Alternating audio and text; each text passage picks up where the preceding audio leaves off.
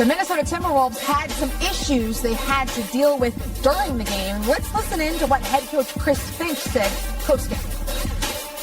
Kristaps got really emotional there in the second quarter. What did you see in the Rudy Kyle situation? It's very frustrating. A couple blown assignments, a lot on the line tonight. We're not proud of that behavior by anybody. Really haven't dug too far into the root cause of it. But guys are just frustrated. We weren't playing well. We weren't sharing the ball. We weren't. We're getting beat in all the little areas. I mean, we look sluggish, like you didn't want to back-to-back, but I think the gravity of the game made it feel like, we were in a little bit of panic mode, and we, just trying to get calmed down there. So. For Rudy as a veteran, is that, disappointing to see? It's certainly not something that we condone. Veterans can get upset too, so I don't, want to be too hard on him, but obviously it's not something we're going to be able to tolerate here. And I'm sure he's already remorseful. I haven't had a chance to speak with him about it. Do you have any thought on if you can play going forward in terms of discipline or that'll be handled internally, and just got to talk to Tim and everything. How did you see your guys sort of, whether it was calm down or come together after those moments and coming out of the halftime gates? I don't know if we really ever calmed down until midway through the third. It was pretty emotional at half still too. Just trying to preach to the guys that we were down 8. We had the ball to start. We didn't start the third well.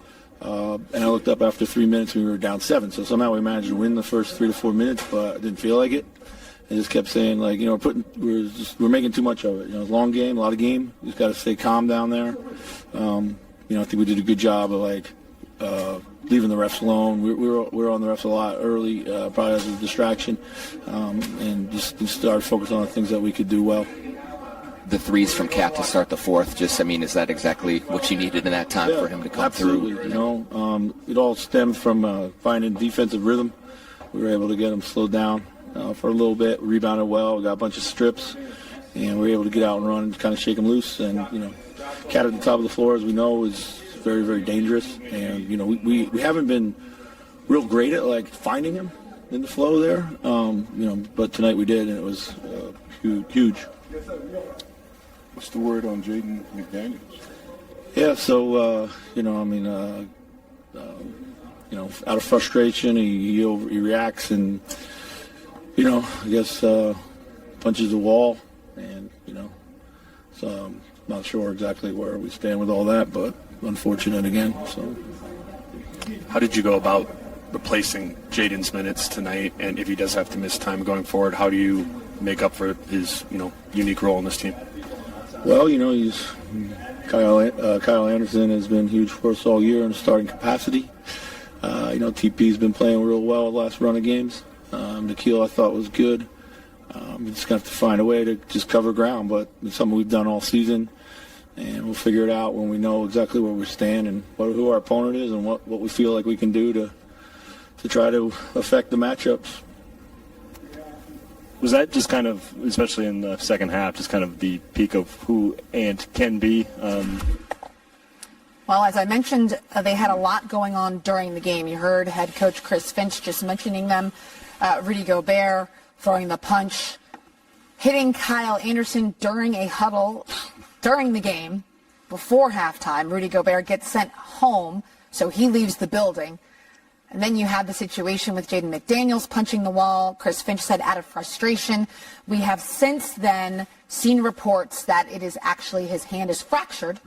So you hate to speculate, but with a broken hand, chances are you're not playing in the next game. So they had the play-in tournament to be concerned about.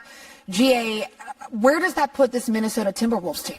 Well, they're at a huge disadvantage. Jay McDaniels, Anthony Edwards gets all the accolades, and deservedly so, but this young man has become one of the better two-way players in the league, and offensively he was, ascending. And so to lose him, his versatility, that's going to be a tremendous blow to this team. And we don't know what happened, what transpired to have him react the way he did. But then you couple that with what's going to transpire with the Rudy Gobert situation, not knowing whether or not he's going to be suspended for a game, potentially. it's probably not the best scenario for a team that's coming off such an emotionally high win. Smitty, it's just got to be tough. And also tough for their coach, right? Because he really hadn't had a chance to process all that's transpired, dealing with the game and what's going on. I think, GA, you said it best. The coach is going through so much, and he handled the press conference, I thought, pretty well. I like that he said it was our veterans, which you never want to see that. Then I think I love the statement that won't be tolerated here. Yeah. And then the question, will he be suspended? You don't think that's fair to ask a coach right there in that position. But I think he handled that. But he did kind of lead on to tell us a little bit what happened. He said it was blown assignments. Yes, he did. So it was basketball that they were upset about. And when it's blown assignments, you should be able, as a veteran, both veterans, be able to control yourself and not lead to punches. And hopefully for this Minnesota Timberwolves fan base and this organization, you might have already lost McDaniels and possibly lose Rudy Gobert. Makes it really tough going into we want LA chance when you're going to play the Lakers without those two guys. And there are two guys, especially defensively, you're going to lose a lot. It's a really good point. The defensive side is going to suffer. That's a lot of length between those two guys. We're not sure what's going to happen with Rudy Gobert. There could be a possible suspension looming, so we will see. If we hear anything, we'll make sure you know right away. There's your big board. Yes. How much did the Warriors score? 157. Godly. Yes. Well, they were on par to score 220. Yes, because they had 55 in the first quarter. They just eased up. The most. What? Yes. So look at all those gold bars. There's only one game left to still be determined. 2 games left to be determined. And both important. Times have changed. I scored 100 points and lost by 56. Yeah. That's a lot. Yeah. How about giving up 55 and a quarter? So the Lakers had an important victory. Yeah, they did. Let's listen to what LeBron James had to say after the LeBron James defeat. The Timberwolves. With that victory, now that puts them in the 8th spot. You heard the fans chanting, beat LA, because the Lakers will be in the 7th spot. They will play each other in that first round of that play-in tournament. Significant because whoever wins that game will be the 7th seed, playing number 2 instead of potentially number 1. I think also huge, and you don't want to think about this as a franchise, but because of way the rules are, if you lose, you get another chance to play. Right. I think that's huge for the Minnesota Timberwolves, and for the Pelicans right now, they've had a tough year without Zion, but they're in the 9th place. You lose now, and you're out. And so I think for Minnesota, this is huge. You get 2 chances to get a chance to be in the playoffs, but with all the distractions, with everything they had going on in this game, give credit to the guys that came out there and stuck with it, because they were down huge at halftime, especially what they had going into half. This was a big win to weather the storm, because it was a big storm they had in Minnesota. Yes. And they came out and be able to win this game. Yeah, and just to recap, so people at home make sure they know what's happening with the play-in tournament, because it is still fairly new. 7 plays 8. The winner of that game goes on to be the 7th seed to play number 2. The loser of the game, to your point, Smitty, gets another opportunity. They would wait to play the winner, of the 9-10 game, and then the winner of that game would go on to be the 8th seed. Okay, go ahead. And the advantage also, even if Minnesota loses, they'll host the next game, and it could be New Orleans again. Right. That would be ironic. And you may listen.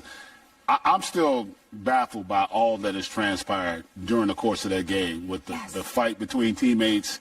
Then Jay McDaniels seems to have hurt his hand over the course of the game. We don't know the seriousness of that. Punching the wall.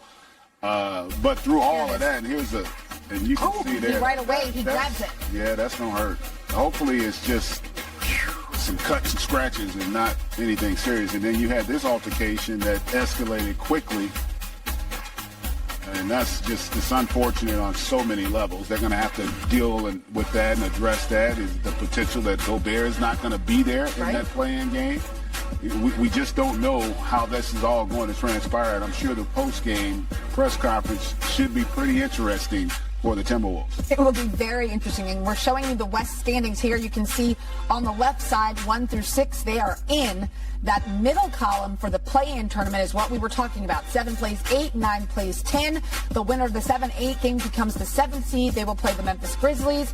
The winner of the 9-10 game will then go on to play the loser of the 7-8 game. And the winner of that 3rd game will then become the 8th seed, and they will play the Denver Nuggets.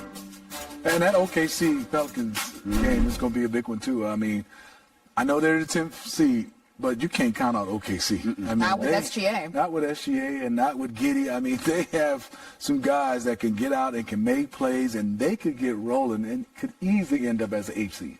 It's a lot to take in. Yeah. But it's fun.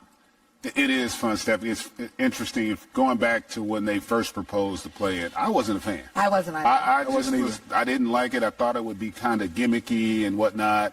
But I got to tell you, I have rapidly become a fan. I think it's incredibly exciting. The fact that we had so many teams still in it in the last week of the season, I think that creates tremendous excitement. We saw some incredible adversity, unfortunately, today as well. And so I'm here for it. I'm excited. I'm looking forward to these playing games. And because we talked about this earlier, the fact that you got to play potentially 2 more games, that means even if you get in as an 8 seed, you're not going to have a lot of prep time. No. You know, the only advantage you have from a coaching staff standpoint is at least you know, even going into that last matchup, at least you know who you're going to play if you win. So your staff can start preparing for that, but the players can't because they got to have their sole focus on that last playing game to see if they're able to prevail. Well, we heard Monty Williams talking about that very thing when they were the 1 seed in the West last year with the Suns. They had 2 days to prepare for their opponent because they had to wait for all of those games to transpire before they figured out who their actual opponent was going to be. So, just adds to the excitement of the postseason. Okay, and we've just been told that Jaden McDaniels' hand is fractured. Oh, boy. Yes, that was reported by Woj. So, as we mentioned earlier, the possibility that he would miss the play-in and potentially any games thereafter is now a real thing. All right, big board for you. All games are final. 15 games over the Milwaukee Bucks. All right, a lot to talk about. Let's talk about the Chicago Bulls and the Toronto Raptors. Now, they will be playing in the play-in, Toronto at 9, Chicago at 10. Toronto Raptors 2-1 against the Bulls, so maybe a little advantage there. But, GA, this time of year, it's almost like a reset button. Yeah, it is. And Chicago, both teams are playing pretty good basketball right now, which is nice to be heading into the postseason. I think Zach LaVine has really elevated his play over the last month or so, and that's helpful. Matchup-wise, though, for me, Smitty, I feel like Toronto does have some advantages with their size and their athleticism across their front line and the three-point shooting. Toronto Raptors head coach Nick Nurse is not certain if he's going to return, so this will be interesting to see if he considers this run his swan song. Yeah, and I'm still perplexed by that. Not that he's having those feelings, but that he's sharing those and having those conversations now, right? That's just seems like typically that's something you do in the off season because there's so much uncertainty when you think about this Raptors team, right? You know, Gary Trent Jr., Fred VanVleet, both those guys are pending free agents, so there's going to be a lot of decisions that have to be made. Now you throw in the coach. That's just odd. I'd like to see how they're going to respond to all that. I know he's got a good connection with the core of that group, but that's still something that now is going to be discussed that typically as a player I wouldn't want to talk about. I'd want to really just try to have my energy and focus on the opponent. It's interesting.